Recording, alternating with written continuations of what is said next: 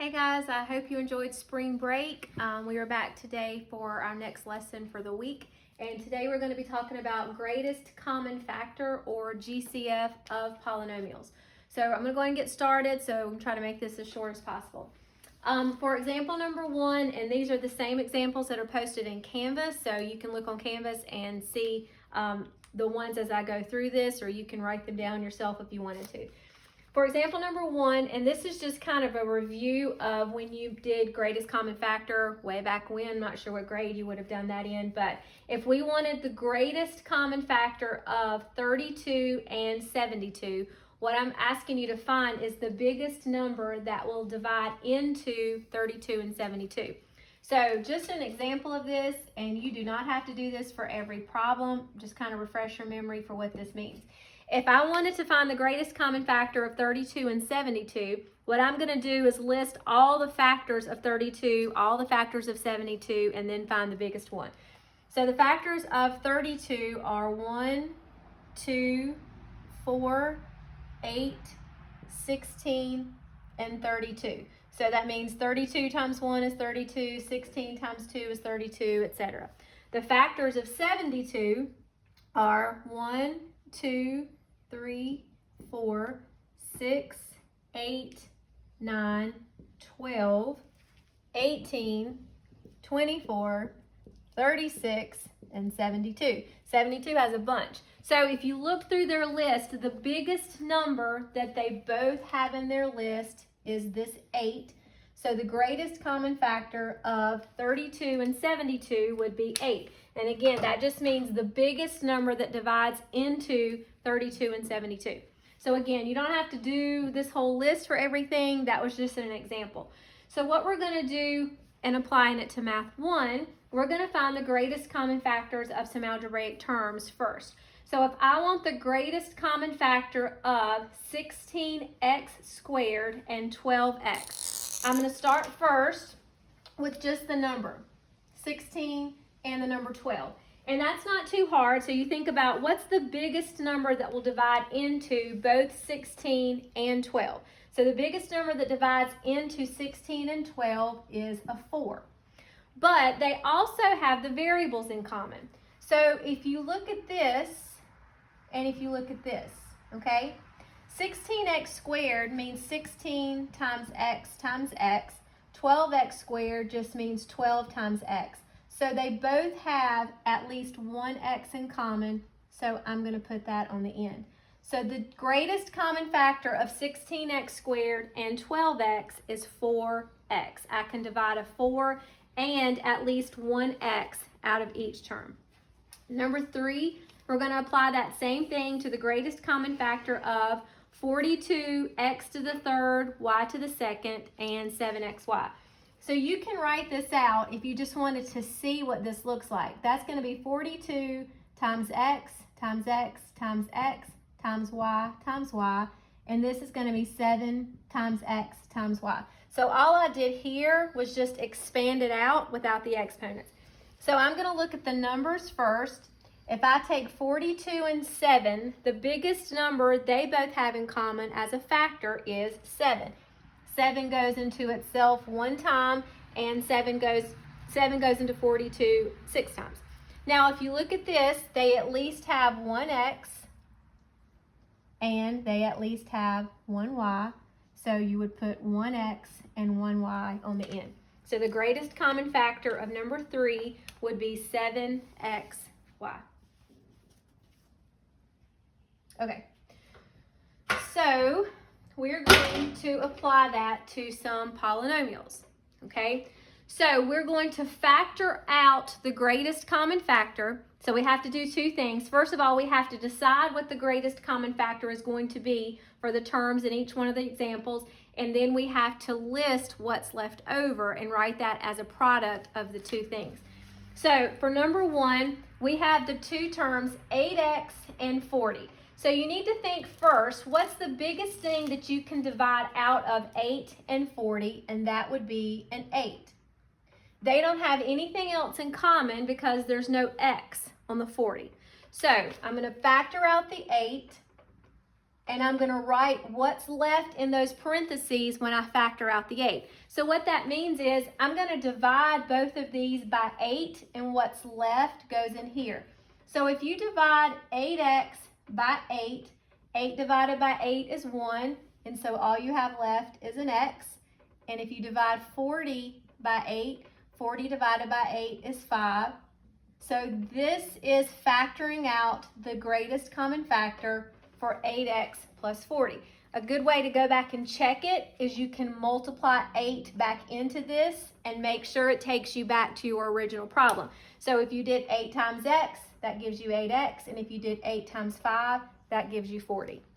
So this right here is the greatest common factor, the 8.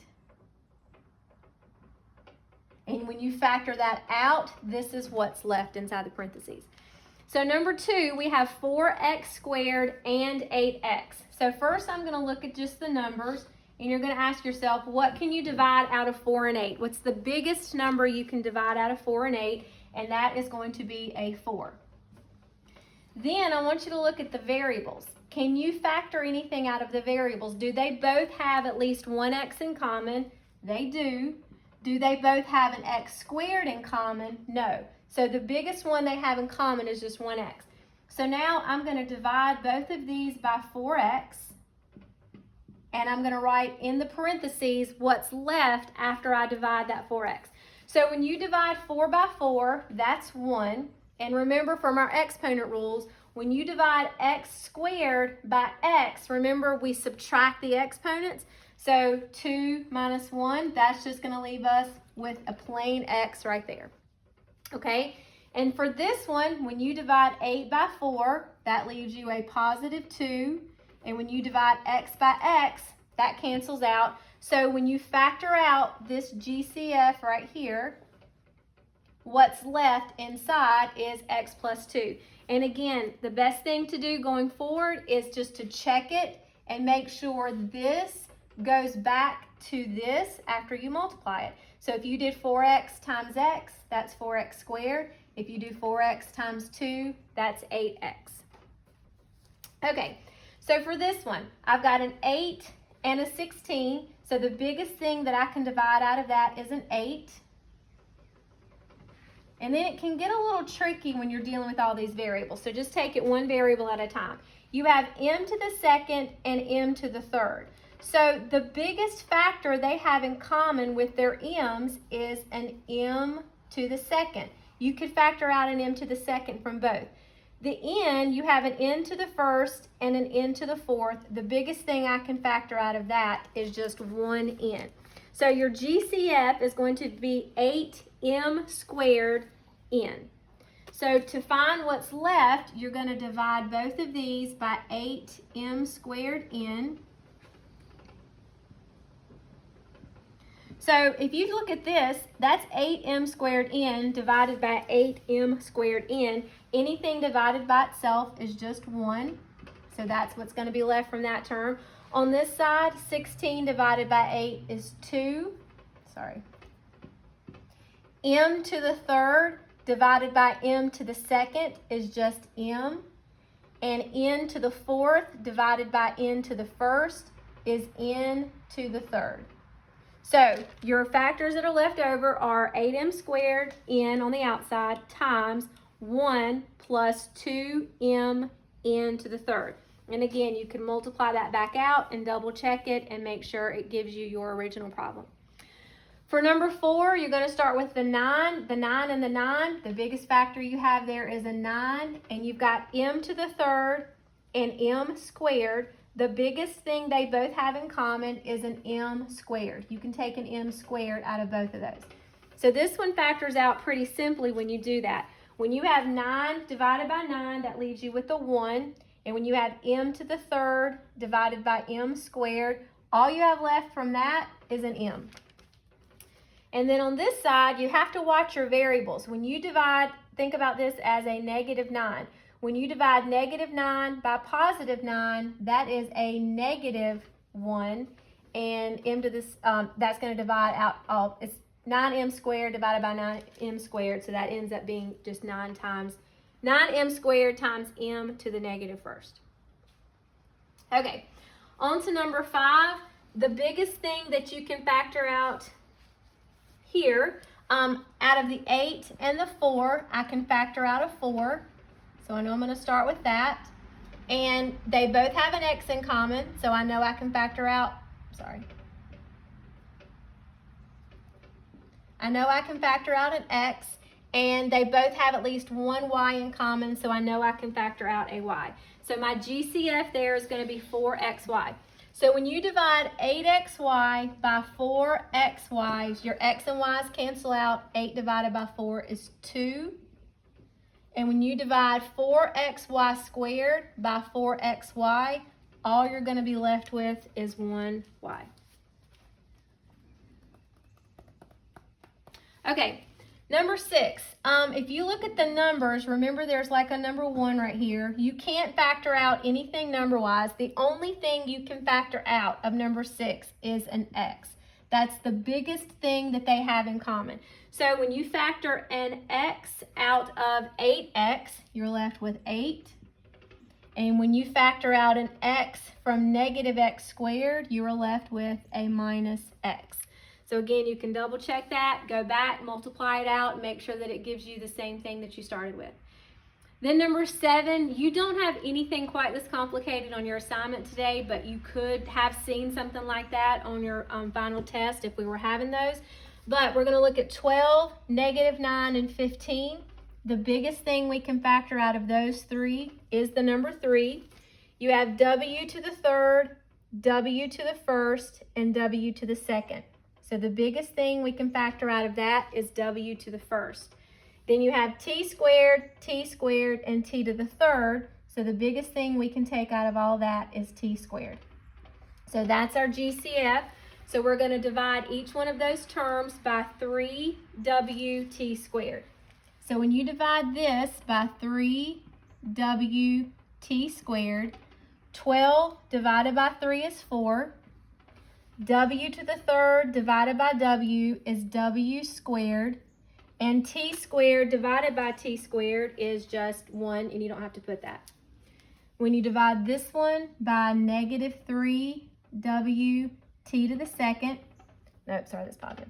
That's going to be negative 9 divided by positive 3, so that's going to give you a negative 3.